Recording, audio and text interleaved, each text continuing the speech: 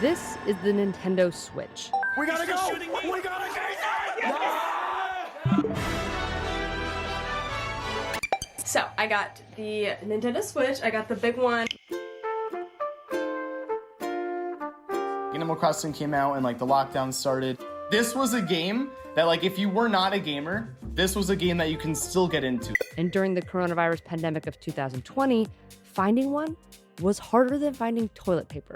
Nintendo was hit hard by the global chip shortage during the last quarter.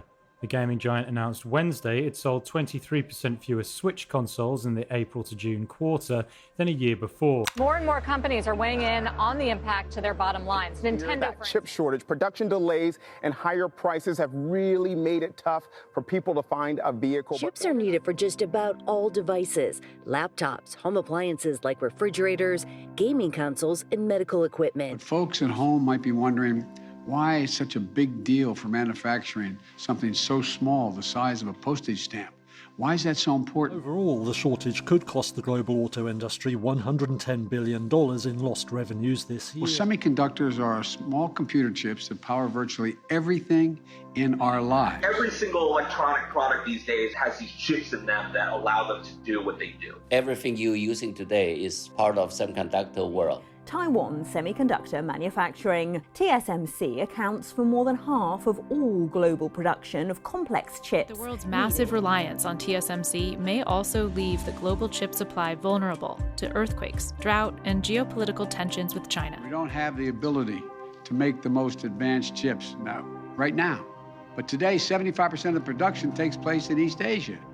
90% of the most advanced chips are made in Taiwan. Well, after 4 straight days of military exercises, including missile launches, precariously positioned warships, and airspace-infringing fighter jets, China appears poised to keep its foot on the gas as it attempts to keep Taiwan in line. Taiwanese tech giant TSMC warns an invasion of the island would render its factory inoperable, devastating global supply.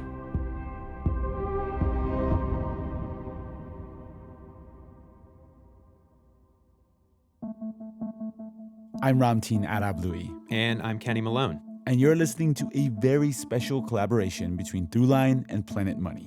Now, the Nintendo Switch and the semiconductor, the two of those together tell a hugely important global story about this moment right now. But a little bit of background here. So, the Nintendo Switch is a hugely popular video game system. It has sold 111 million units worldwide. Which is a fact that is probably worthy of its own episode. But we're not going to do that. We're going to focus on the tech that actually powers the Switch, semiconductors. And the question to begin with really is, what is a semiconductor?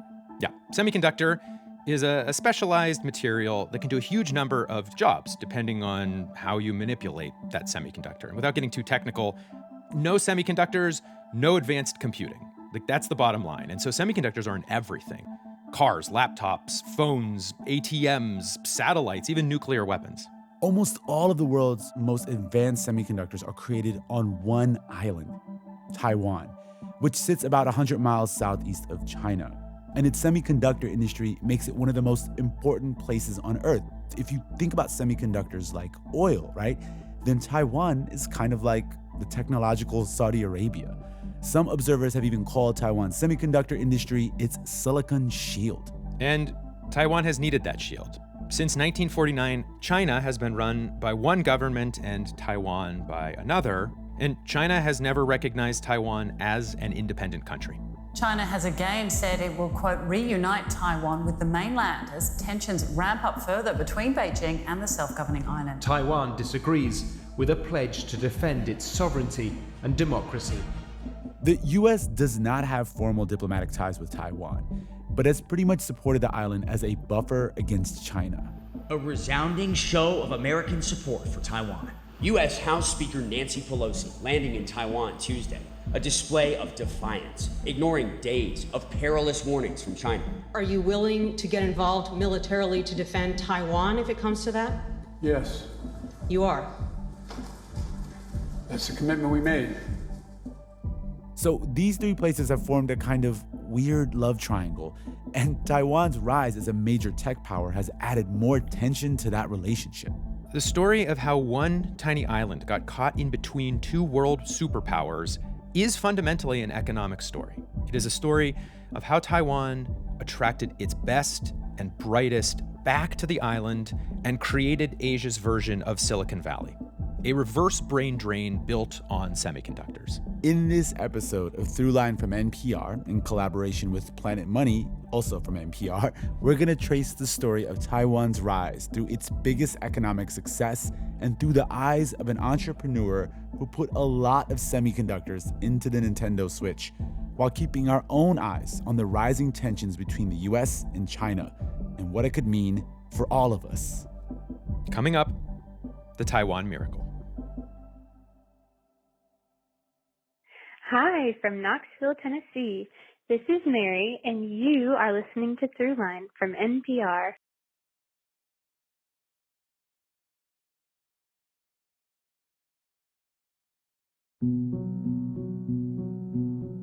Part 1. The Beautiful Island. In 1973, a 20-something Taiwanese student stepped off of a plane in Montreal, Canada. My name is Min Wu. I actually grew up in Taiwan. It was Min Wu's first time traveling to North America, and it was a journey that took multiple days, starting from Taipei and then making stops in Tokyo, Seattle, Vancouver, until finally landing in Montreal. And when you're settling in a whole new place almost halfway around the world, it is, of course, not easy. Well, of course, nervous. First time go to a place where I have no idea, and also I'm not speaking the language. And, I'm in Montreal, not only English, but also they speak French. So French is totally new to me. Min arrived to pursue a master's at McGill University. He was going to study electrical engineering. When I arrived at McGill, the first day of the school, because I got teaching assistant, so I have to report to the professor. So I went to see him, and he said something to me. I was stuck. I didn't know what he's saying. He repeated one more time. And I still don't get it, okay? So he complained to the professor who assigned me to him, his class, and he said, how come you send me someone don't know English to me? Min later found out what this professor was saying. Good morning. He said, good morning in heavy British accent. So I was totally out, okay?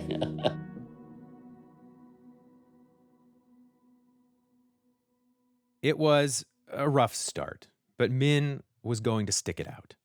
At that time, I'm having two choices. I was studying grad school in Taiwan, and I planned to work in Taiwan. But that time, my girlfriend went to US. So I have to decide whether I'm going to stay in Taiwan and maybe say goodbye to my girlfriend. So I decided to follow her footsteps. So he travels across the world from his beautiful, warm island to Montreal, where the winters are stupid cold. But look, he's got love to keep him warm, right? Did you do things actively to try and learn English quickly? Did you listen to NPR constantly? No. At that time, I have no idea about NPR. But Min was listening to the radio, it turns out. This game is over. It was never in doubt. The Expos have beaten the Pirates 6-5. I turn on radio to hear the baseball game. Yeah. And then I hear the hockey game. He loses control, and the puck comes out of the Montreal end. Montreal Canadian was a very good team at the time, in the 70s. And the game is over. The Montreal Canadiens have won the Stanley Cup for a record 16th time. That's how I pick up the speed.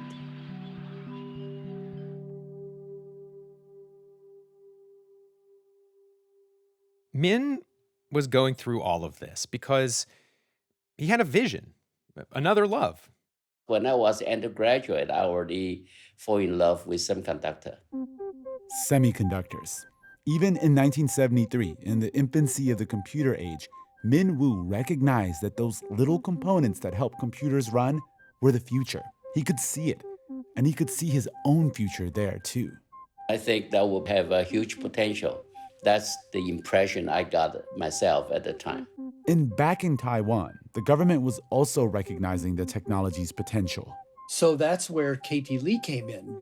Li Guoding, otherwise known as KT Lee, is sometimes called the father of Taiwan's economic miracle, the man who saw the future.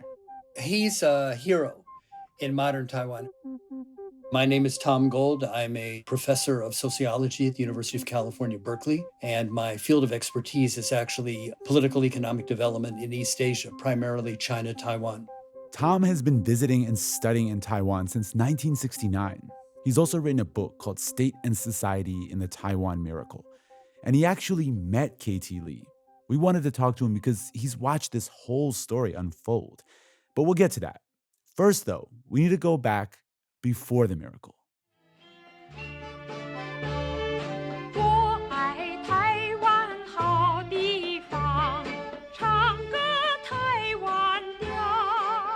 Taiwan refers to one large island and several offshore islands about 100 miles off the east coast of mainland China. Today, Taiwan is a self-governed democracy of about 24 million people that's claimed by China. But that's a very simple way of summing up a very complicated history. Taiwan, about the size of Vermont and Connecticut combined. It has a range of high mountains running the length of the island. The climate varies from tropical in the south to semi-tropical in the north. Portuguese sailors named it Ilha Formosa, beautiful island. But the island people prefer the name Taiwan, which means terraced bay. Taiwan has long been a chess piece in East Asian geopolitics. Portuguese explorers named it Formosa. In the 17th century, both the Dutch and the Spanish occupied parts of the island. And throughout the 1900s, it was a pawn in a larger game over power and position between China and Japan. For 50 years, Japan occupied Taiwan and also engaged in battles with the mainland.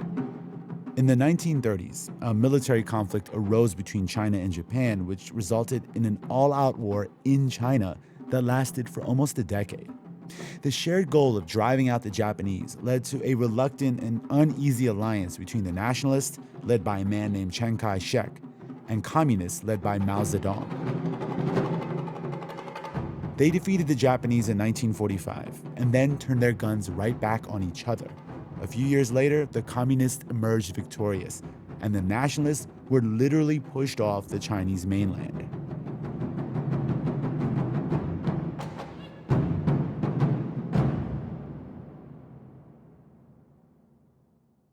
The nationalists settled on an island about 100 miles east of the Chinese mainland, Taiwan. Chiang Kai-shek vowed to stage a rebellion from there and take China back from the communists. In December 1949, Chiang Kai-shek and the nationalist government flee to the independent island of Formosa, 100 miles... There's a documentary hosted by Walter Cronkite that shows Chiang Kai-shek gazing out over the island. Here Chiang waits, vowing to return. The future remains uncertain. The past... They didn't really expect to stay there, and they weren't going to put much investment into developing the economy because their focus was on the mainland, where they'd planned to defeat the communists. And you had an influx of about 2 million more civilians and soldiers from the mainland who settled in Taiwan, expecting not to stay there, but to go back. But obviously, they haven't gone back to this day, and that has led to all sorts of political, social, economic consequences.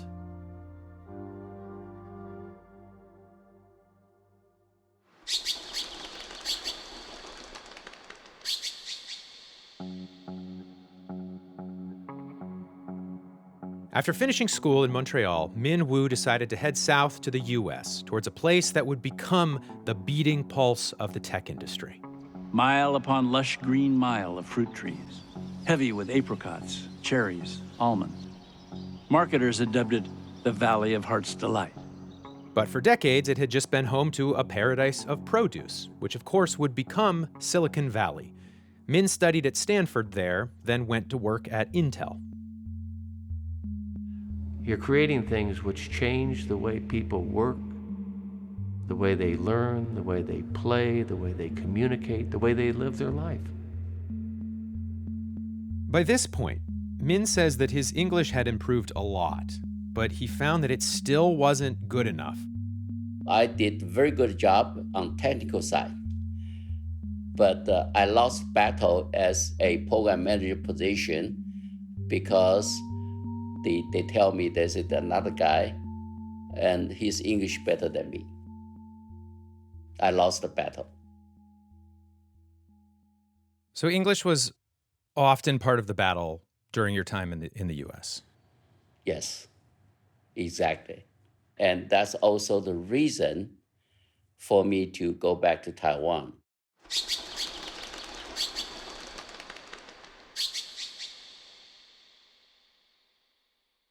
Now, Min was contemplating returning back home after all these years, except Taiwan would look a lot different compared to the island of his childhood. And a lot of that change happened, in part, because of the US. Washington, with the Far East the center of world anxiety, President Eisenhower signs a congressional resolution giving him authority to use armed forces in defense of Formosa and other strategic islands. The reasons went back to the Cold War. Lots of you may already know this part of the story. The United States was fighting communism wherever it spread, and it was paying particular attention to both communist China and the nationalist exiles in Taiwan. Since the Korean War, the United States has extended both economic and military aid to the Free Chinese to keep the island from falling into communists' hands. What they were worried about was an invasion from the mainland that would incorporate Taiwan, and then it would become part of the People's Republic of China. The U.S. said, wow, Taiwan is now on the front line of communism. We have to roll back communism, starting with a place like Taiwan. We're going to commit a lot of military and economic and technical aid to Taiwan to prevent it from being taken over by the communists. The aid that the U.S. gave to Taiwan was a way to contain China, and the U.S. went all out.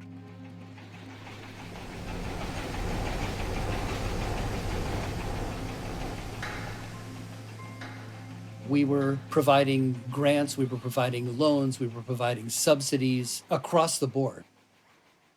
And the aid from the United States continued even after the Korean War ended. And over the next few decades, the Taiwanese used this support to help transition the island from a farming-based economy to one that depended on industry, mainly factories that assembled goods like clothes, toys, bikes, and small electronics. In 10 years, more than 6,600 new factories of all kinds have been built, and all are expanding and prospering. This mushrooming of industrialization has raised the Formosan standard of living to a place in the Orient second only to that of Japan. You know, you have to look at this from a global perspective. At the same time, in the 1960s, the cost of labor in the U.S. was going up, and American industrialists were looking for ways to save money, so labor was one thing. So they started looking for foreign investment opportunities abroad. And those industrialists looked to Taiwan with a growing infrastructure for factories, which for Taiwan was great and all, but it wasn't going to be enough. If all they did was, assemble products made in other countries, then Taiwan would remain stuck economically. They needed to level up. They needed to become the key dealer specifically for high-tech parts. And to do that, they were going to need foreign investment. So the government's role was as a matchmaker. Very aggressively, proactively started identifying foreigners, saying, why don't you come to Taiwan? Which brings us back to the man called the father of the Taiwanese miracle, K.T. Lee. He took the risk of coming with the government to Taiwan because he didn't want to stay in China under the communists, but he also didn't go to Hong Kong or Japan or the US. He was committed to Taiwan. K.T. Lee was born in Nanjing, China in 1910. He spent many years working on the mainland before fleeing to Taiwan. And he was really good at being a technocrat. He held a bunch of jobs in the Taiwanese government and helped guide Taiwan's economy from farming to industry. By 1976, when Min Woo started his career in Silicon Valley in the US, K.T. Lee and others were in Taiwan thinking about how computer chips and semiconductors could transform the island. And that's also around the time that sociologist Tom Gold met K.T. Lee. He told me that he was teaching a class at National Taiwan University, which is the premier university, every Saturday morning for 3 hours.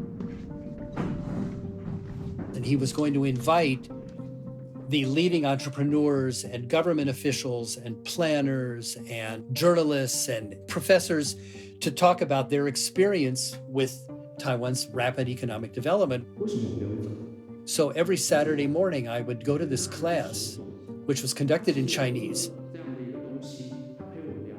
He was slim, under 6 feet tall. As I recall, he had a prominent nose. Pretty nice looking, handsome older man. He was, I'd say, maybe in his 60s or 70s. He seemed very sober, very level-headed, the sort of guy you could trust right away, not a showboater. He was obviously very diplomatic in his ability to work with a militarized authoritarian government, as well as foreigners. And he was somebody who understood what the potential of Taiwan was. He had this vision of Taiwan being a technological hub in East Asia. Taiwan had to advance to the next stage, and that was going to be technologically intensive industries. But you can't build a tech industry without engineers. And by the late 70s, many Taiwanese engineers had left and gone abroad.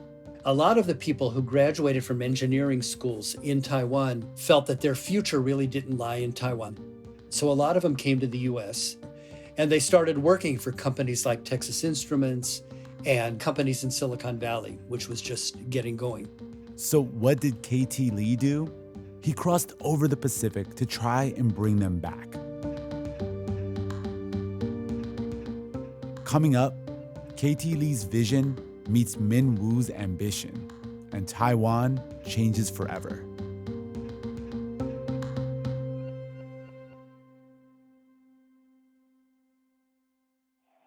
Hello, this is Clark Fair from Homer, Alaska. As an avid purveyor of history, I very much appreciate Throughline and the skill with which its hosts connect the dots between the past and the present. Thank you. This message comes from NPR sponsor Capital One, offering checking accounts with no fees or minimums and no overdraft fees. That's banking reimagined. What's in your wallet? Terms apply. See CapitalOne.com/bank. Capital One N.A., member FDIC.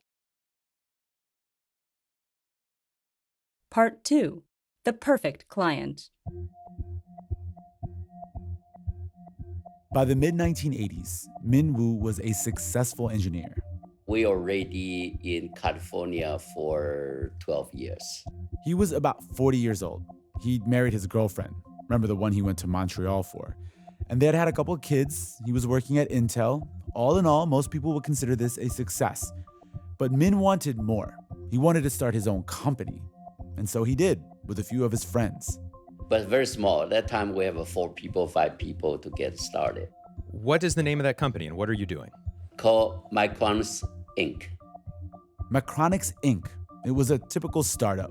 They came up with ideas for new products and even made some. One product we know, we call the key finder. Do you know the key finder? Yeah. If your key lost, you can whistle. And then that device responds with a beep. You know where they are. We are making a lot of money on that. Min was proud of these things, and he wanted Macronix to grow and make more products and even build factories to build those products. But to do that, he needed investment from venture capitalists. So I told my friend, I like to do a little bit bigger. But in the US, at the time, the venture capital people, they want to invest into a company who specialize in design, software, things like that, but no more factories. US companies were already outsourcing manufacturing, and high-tech assembly is extremely labor-intensive.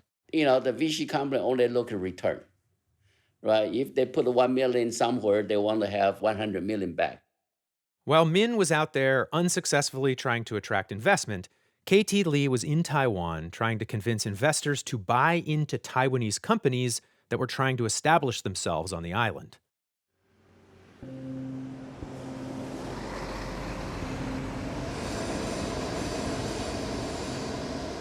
KT Lee and his colleagues wanted to create a physical home for Taiwan's new technology industry, an industrial zone that would provide tax breaks and other incentives to companies that set up shop there. They found a spot in the northwest region of Taiwan, a small, unremarkable piece of land in the city of Hsinchu that was destined to become Taiwan's Silicon Valley. You know, it looks rolling hills and it's green and it's clean, and it's going to look more like Palo Alto than it looks like, just a barren cement desert. There was energy, momentum, productivity, and it worked. Hsinchu Science Park is sometimes called the Silicon Valley of Taiwan. By 1989, after a decade of being established, Hsinchu Park housed more than 100 businesses, employed more than 16,000 people, and sold $1.75 billion in products.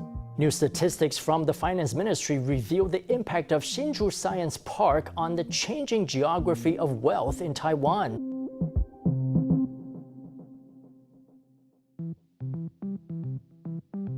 Meanwhile, KT Lee was pulling out all the stops, trying to lure Taiwanese engineers back home. Taking delegations to Silicon Valley and Route 128 outside Boston and Austin, where you had Texas Instruments, bringing these people from Taiwan together and saying, look, we realize that, you're facing these glass ceilings in the United States. But if you come back to Taiwan, we will supply you with laboratories. We'll supply you with all of the infrastructure that you need. We'll supply you with engineers. We'll find loans. We'll invest with you. We'll go joint ventures with these things. We'll find foreign partners. And we won't make political demands on you. It was kind of an easy sell. A lot of them felt that they were coming up against a glass ceiling. They were never going to be the CEO. They were never going to be the top management because they were not white, because English was not their first language, because they were immigrants. But if you come back to Taiwan, we're creating a new industrial park. So that's where a lot of engineers went back and formed the whole new class of entrepreneurs who are the ones who pushed Taiwan into the new electronics, computer, high-tech stage. That's also the reason for me to go back to Taiwan. Min Woo was one of those engineers who answered the call. At the time, Taiwan is in the starting mode. He never met KT Lee personally in the US, but Min saw the opportunity in Taiwan, clear as day. I'm from Taiwan, so I have many alumni and friends in this field. Min bought into the vision, and he had his own, the thing that he had been obsessed with since college. He wanted to open his own semiconductor factory in Taiwan. And so? We're looking forward to making your journey a pleasant and comfortable one. He jumped on a plane.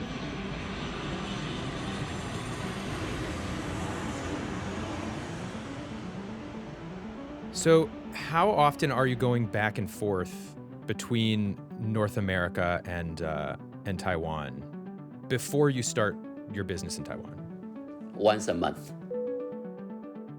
Ladies and gentlemen, we are now descending into Taiwan Taoyuan International Airport. I personally fly into Taiwan and then talking to BC people. Within the year, I almost travel 12 times. Every month I was in Taiwan. Think about it. From San Francisco to Taipei on the economy class, once a month, that's a torture, okay? So I stay at this hotel, even they know me. My friend can use my name to get discount from the hotel.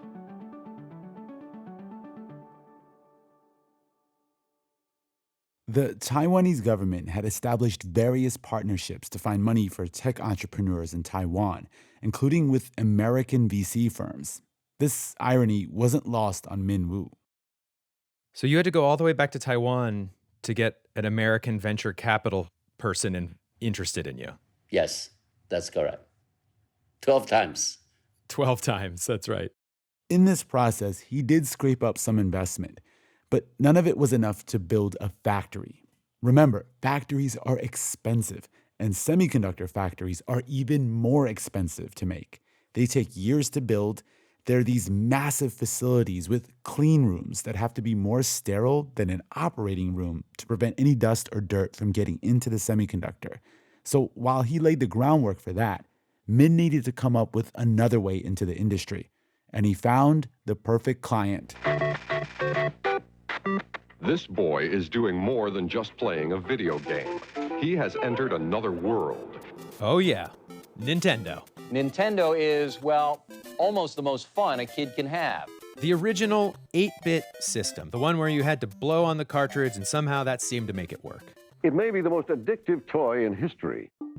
That Nintendo was just getting big in the 1980s. Millions of them were being sold. In just 3 years, they've sold more than 11 million hardware units at about $100 each.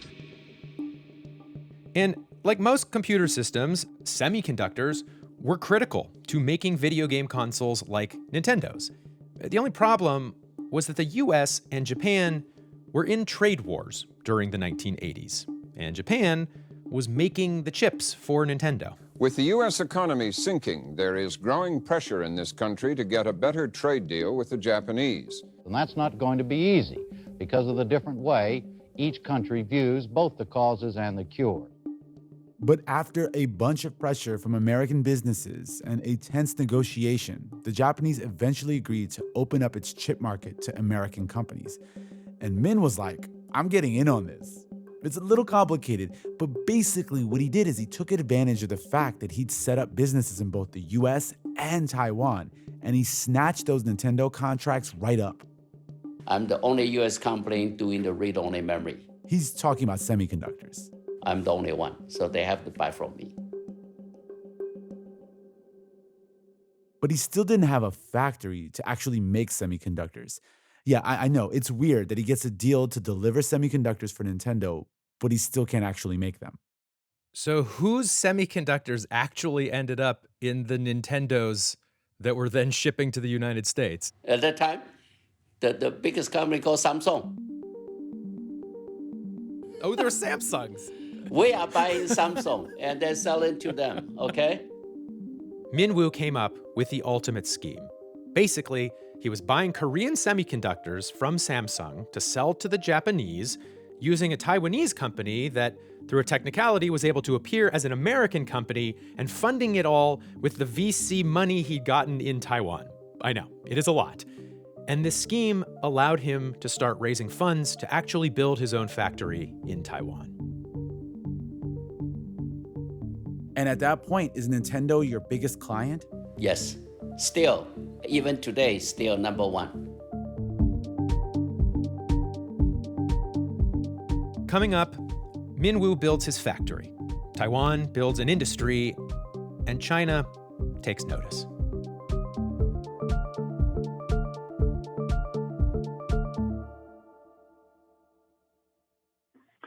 Yes, this is Ray Lyle from Chattanooga, Tennessee. You're listening to Throughline on NPR.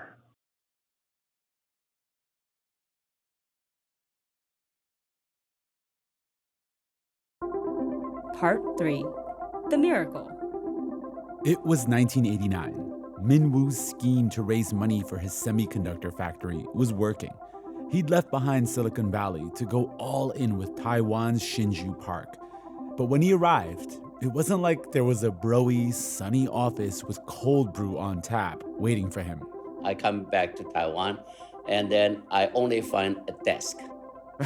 Okay, I don't have even my office. I borrow a desk from friends. Was it a nice desk at least, or no? Not. No, just a desk. Yeah, that's how I get started.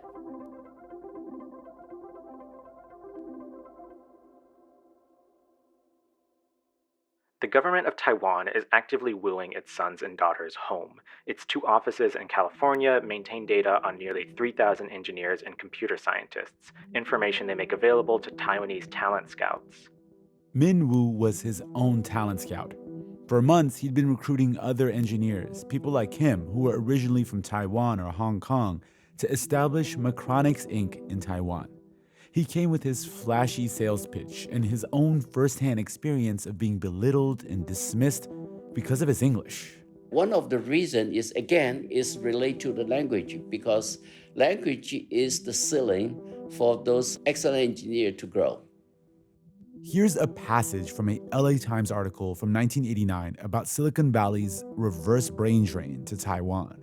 Other government agencies sponsor 5 seminars a year, each in Los Angeles, San Francisco, Houston, Seattle, and New York, on high-tech career opportunities in Taiwan. In addition, they place recruiting ads in Chinese-language newspapers, such as a recent ad portraying an elephant separated from its herd, and the plea, "Come home." The allure was obvious. In the US, they have no opportunity, so I can recruit those senior people back to Taiwan because they can grow.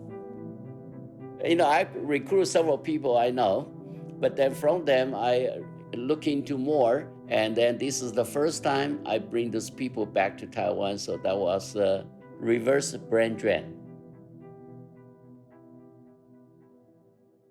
Yeah, how many brains did you drain from the US when you went back? Like, how many people did you bring In with a couple of years, actually 40. 40? 40. Whoa. Was there a part of you in the back of your head, though, that was worried that you're selling this to people who have established careers here as engineers? And you're like, what if this doesn't work? What if we go back to Taiwan, start this company, and it fails? No, Were you worried? We will make work. We will make work. That's where, determination, right? I mean, as a startup, as an entrepreneur, you cannot think about the dark side, right? Because if you think too much, you will have a hard time to start anything. Because start up anything will require a risk. Min was willing to take this risk because he knew that semiconductors were the future. So when you have risk, you cannot see always thinking about the bad part. They know there's a potential to fail, but the only thing I do is try to make happen. It may be tempting to view Min's story, or Taiwan's march towards success, as merely a story of determination, intelligence, grit. And it was that, but the reality is, KT Lee's strategy of wooing talent back to Taiwan was facilitated by a lot of support from foreign countries, including the United States. The new capitalist class were very dependent on the government, and the government itself was very dependent on American assistance. This is Tom Gold again. So the role of the government in the economy and somebody like KT Lee were critical. The United States and other foreign countries invested in Taiwan. American investment firms set up joint ventures with the Taiwanese government to build up the island's technology firms. And while the politics could get complicated, the U.S. generally supported Taiwan's democratization. The U.S. was invested there, and a lot of countries benefited from the Taiwan miracle. They want to be indispensable. And when I mentioned before about moving up the value chain, Taiwan moved up from labor-intensive things to high-tech industries. Minwoo eventually raised over $80 million from venture capital firms in Taiwan. So I built the first factory, 6-inch fab in Park. I started running full. He was at the forefront of a revolution.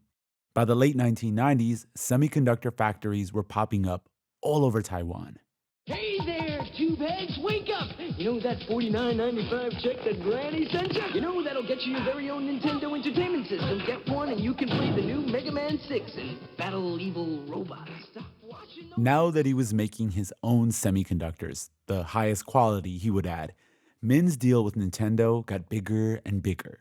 Eventually, Macronix International in Taiwan became the largest supplier of semiconductors to Nintendo. Get the NES. You have watched too much TV already. I got one of these guys here. Do you recognize this here? Nintendo, yes. This is a Switch. This is a Switch. Yes. How many of your semiconductors roughly are in this guy here? Well, every year I shipping about 100 million units to them. This is Zelda Breath of the Wild. So this is the best video game ever made, and you're telling me one of your semiconductors is inside the best video game ever made? Or maybe two, and another one could be controller, and both from me. Amazing. In 10 years, when I start my company in 10 years, I grow from 0 to $1 billion in 10 years. I was the first Taiwanese businessman on the cover page of the Forbes. We mixed a U.S. technology base with Taiwanese manufacturing technology, explains Wu. Today, Macronix has a stock market capitalization of $2 billion. Hsinchu Park marked a turning point. Located near top universities and government research institutes, and offering low-cost land, green vistas, and a minimum of bureaucracy, the technology park helped to reverse Taiwan's brain drain. Today, Hsinchu Park, with more than 200 companies and 72,000 workers, is overflowing.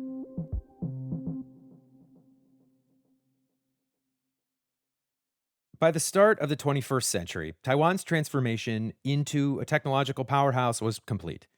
The technocratic vision of KT Lee worked.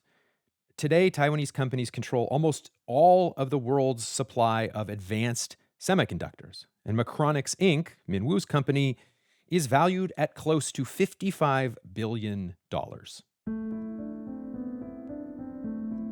Taiwan's success makes it one of the most strategically important places on Earth.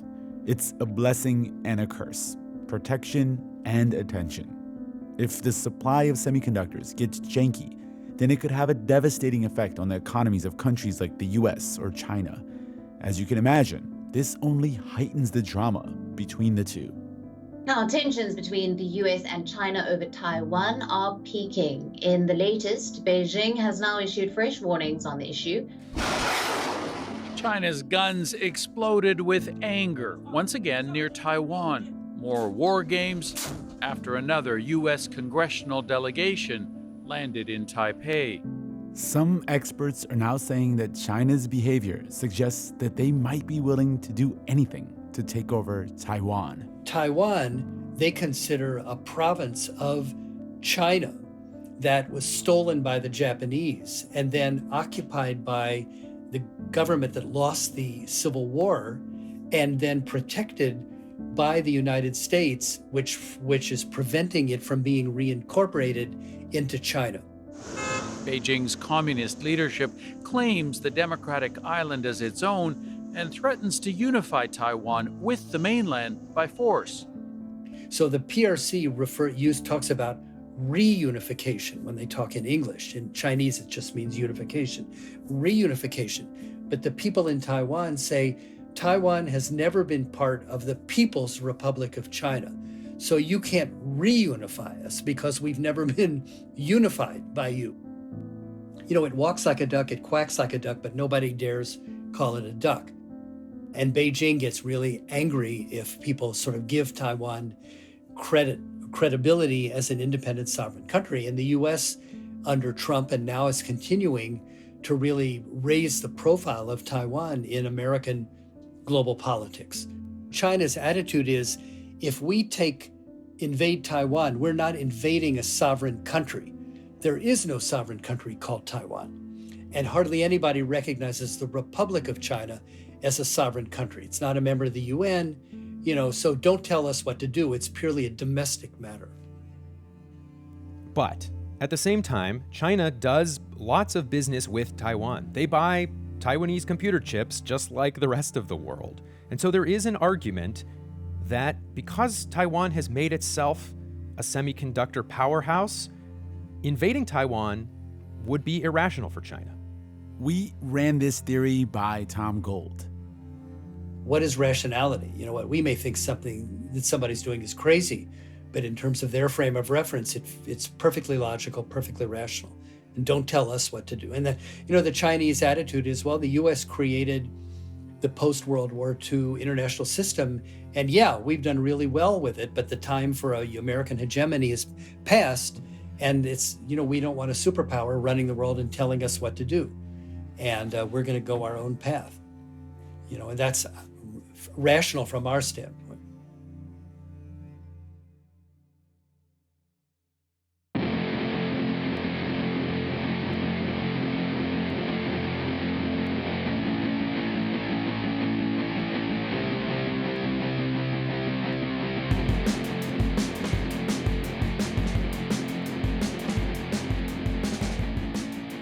That's it for this week's show. I'm Ramtin Arablouei. And I'm Kenny Malone. This has been a special collaboration between Planet Money and Throughline.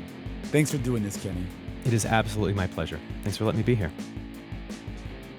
Per usual, this episode was produced by Rund, me, and the amazing Throughline team, which includes Lawrence Wu, Julie Kane, Anya Steinberg, Yolanda Sangweni, Casey Miner, Christina Kim, Devin Katayama, Sanjukta Kotar. Fact-checking for this episode was done by Kevin Vogel. Thanks to Irina Huang and Sam Yellowhorse Kessler for their voiceover work. Thanks also to Micah Ratner, Tamar Charney, and Anya Grunman. Special thanks to NPR reporter John Ruwitch for helping us get this story right. An extra special thanks to Kenny Malone for co-hosting, and to Jess Jang, Sam Yellowhorse Kessler, and the rest of the Planet Money team. If you don't already subscribe to Planet Money, you definitely should. They have amazing episodes, including one on the history of a carried interest loophole in the American tax system. They managed to make anything in economics interesting. This episode was mixed by Josh Newell. Music for this episode was composed by me and my band Drop Electric, which includes Anya Mizani, Naveed Marvi, Sho Fujiwara. And finally, if you have an idea or you like something you heard on the show, please write us at throughline@npr.org or hit us up on Twitter at throughlinenpr. Thanks for listening.